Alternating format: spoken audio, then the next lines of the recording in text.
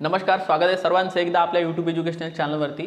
तर आपण current affair आजपासून बोर्डवर घेण्याचा प्रयत्न करणार आहे, कारण आपल्याकडे डिजिटल बोर्डची सध्या व्यवस्था नाही आहे। तर बघा, मी तुम्हाला करंट अफेअर बोर्डवर लिहून देणार, एक्सप्लेन करत जाणार आणि तुम्ही काय करायचं आहे, जेव्हा आपल्याला वेळ भेटेल दर 2 दिवसांना आपण करंट अफेअरचा व्हिडिओ आपल्या या यूट्यूब चॅनलवर टाकण्याचा प्रयत्न करत जाऊ। ठीक आहे, तर मग तुम्हाला काय करायचं आहे की जे मी बोर्डवर लिहून देईल ते तुम्हाला तुमच्या नोटबुकमध्ये डेली ते लिहायचं आहे। तर आजचा क्वेश्चन नंबर 1 जो आहे तो तुम्हाला लिहायचा आहे। क्वेश्चन नंबर 1 आहे बघा, 100% लसीकरण।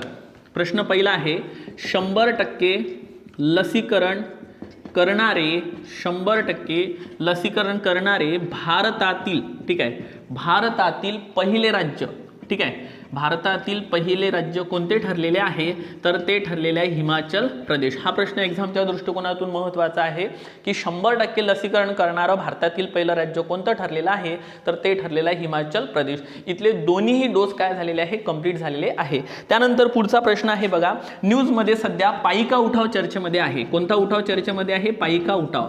तर बघा, हा उठाव 1817 मध्ये झाला होता। हे तुम्ही इतिहासासाठी पाठ करून ठेवा की पाईका उठाव कधी झालेला होता, तर 1817 मध्ये झालेला होता। आणि कुठे झालेला होता, तर ओडिशा या ठिकाणी झालेला होता। लक्षात घ्या, कुठे झालेला होता, ओडिशा या ठिकाणी झालेला होता। सध्या न्यूज मध्ये होता, त्यामुळे तुम्हाला हे लक्षात घ्यायचं आहे। त्यानंतरचा तिसरा नंबरचा जो क्वेश्चन आहे बघा, तिसऱ्या नंबरचा जो क्वेश्चन आहे तो हा आहे की जागतिक मृदा दिवस, ठीक आहे, जागतिक मृदा दिवस कधी साजरा केला जातो, तर जागतिक मृदा दिवस हा 5 डिसेंबरला साजरा केला जातो। स्टुडंट, कधी साजरा केला जातो, 5 डिसेंबरला साजरा केला जातो। आणि कोणत्या वर्षापासून साजरा केला जातो असा जर तुम्हाला परीक्षेत प्रश्न विचारला तर त्याचं उत्तर असणार आहे 2014।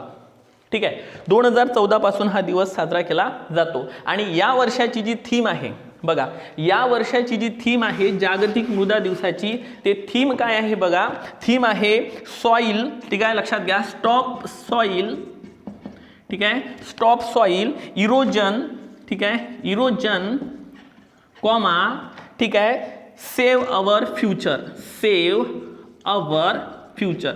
तर ही या वर्षाची जागतिक मृदा दिनाची काय आहे, थीम आहे। आणि आपल्या सर्वांना माहित आहे, मृदा म्हटलं की पर्यावरण आलं, आणि म्हणून येणाऱ्या कंबाईंड एक्झाम करता, त्यानंतर राज्यसेवा एक्झाम करता तुम्हाला हा दिनविशेष मोस्ट टाइमली करायचा आहे। तुम्ही लिहून घेतलं एवढं। त्यानंतर पुढे जो आपण नेक्स्ट क्वेश्चनकडे बघा, ठीक आहे। तर या पद्धतीनं आपण लेक्चर घेणार आहे। तर मला सांगा, हे असं घेतलं तर चालेल का? नक्की कमेंट बॉक्समध्ये सांगा। हा एक प्रायोगिक तत्वावर आपण व्हिडिओ बनवत आहे। जर तुम्हाला आवडलं तर भरभरून मला कमेंट्स करा आणि सांगा की सर या पद्धतीनं घेतलं तर आणखी बेटर राहणार।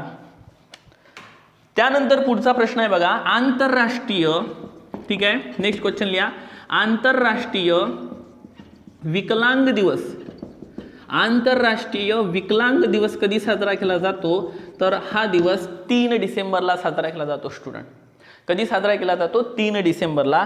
आणि लक्षात घ्या, हा दिवस जो आहे, हा दिवस 1992 पासून साजरा केला जातो।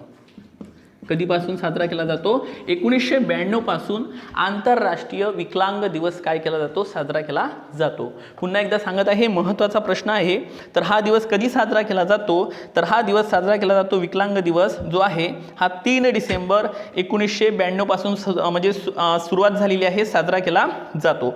त्यानंतरचा पुढचा प्रश्न आहे, प्रसिद्ध एक्कुवेरीन नावाचा जो युद्ध सराव आहे, ठीक आहे, प्रसिद्ध एक्कुवेरीन युद्ध सराव हा कोणत्या 2 देशादरम्यान आहे, ठीक आहे, 2021ला पार पडलेला आहे, तर तो आहे भारत प्लस मालदीव।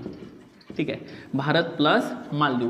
आणि आपल्याला माहित असलं पाहिजे, जी सार्क संघटना आहे, त्या सार्क संघटनेमध्ये एकूण 8 देश आहे। किती देश आहे, 8। आणि त्या 8 देशामध्ये हे 2ही देश सार्क संघटनेचे काय आहे, सदस्य आहे। आणि सार्क संघटनेचं मुख्यालय कुठे आहे, तर सार्क संघटनेचं मुख्यालय नेपाळ, काठमांडू या ठिकाणी आहे। ओके, लक्षात घ्या, काठमांडू नेपाळ या ठिकाणी आहे। ओके, लक्षात आलं असेल तुमच्या।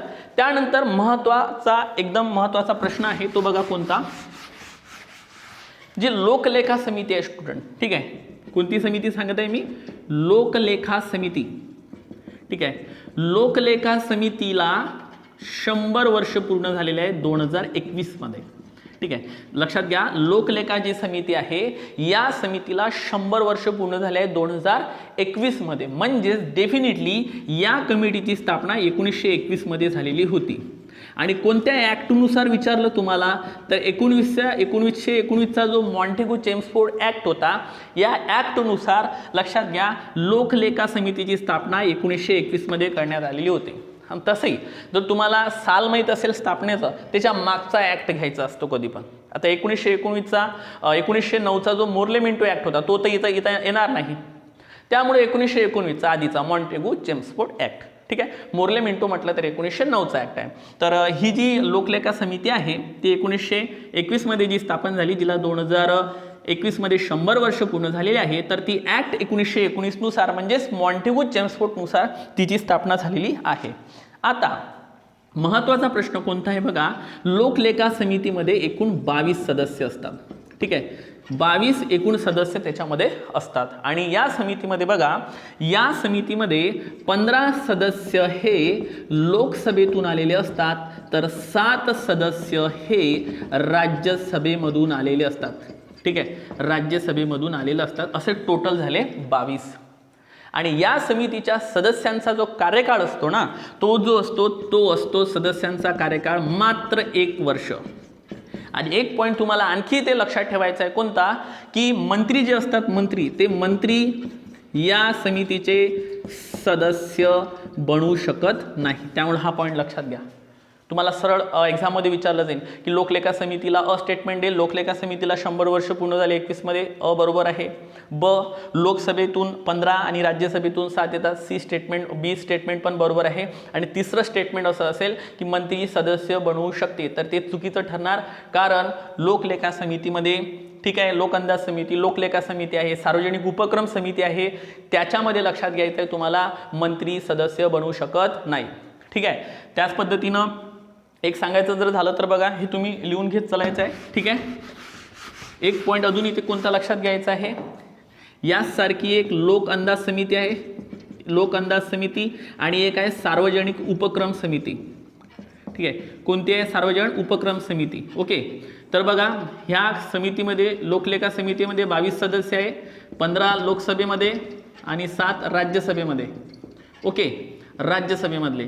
लोक अंदाज समितीमध्ये 30 सदस्य आहे, आणि बघा हे 30ही सदस्य लोकसभेमधले आहे. हा एक महत्त्वाचा पॉईंट आहे. लोक अंदाज समितीमधले 30ही सदस्य हे लोकसभेचे असतात.